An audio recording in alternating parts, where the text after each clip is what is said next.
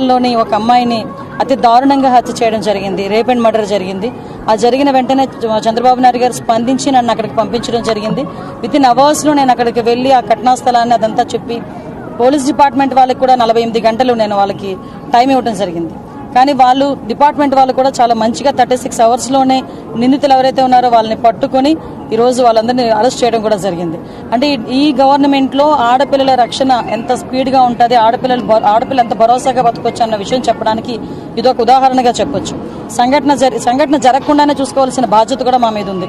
At the same time గంజాయి drugs ని కూడా నిర్మూలించాల్సిన బాధ్యత కూడా మా మీద ఉంది. లోని ఒక అమ్మాయిని అతి దారుణంగా హత్య చేయడం జరిగింది. రేప్ అండ్ మర్డర్ జరిగింది.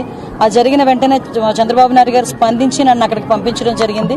వితిన్ అవర్స్ లో నేను అక్కడికి వెళ్లి ఆ ఘటనా స్థలాన్ని అదంతా చెప్పి పోలీస్ డిపార్ట్మెంట్ వాళ్ళకి కూడా 48 గంటలు నేను వాళ్ళకి టైం ఇవ్వడం జరిగింది. కానీ వాళ్ళు డిపార్ట్మెంట్ వాళ్ళు కూడా చాలా మంచిగా 36 అవర్స్ లోనే నిందితులు ఎవరైతే ఉన్నారో వాళ్ళని పట్టుకొని ఈ రోజు వాళ్ళందరినీ అరెస్ట్ చేయడం కూడా జరిగింది.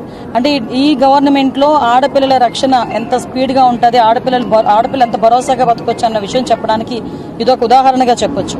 సంఘటన జరగకుండానే చూసుకోవాల్సిన బాధ్యత కూడా మా మీద ఉంది. అట్ ద సేమ్ టైం గంజాయి డ్రగ్స్ ని కూడా నిర్మూలించాల్సిన బాధ్యత కూడా మా మీద ఉంది.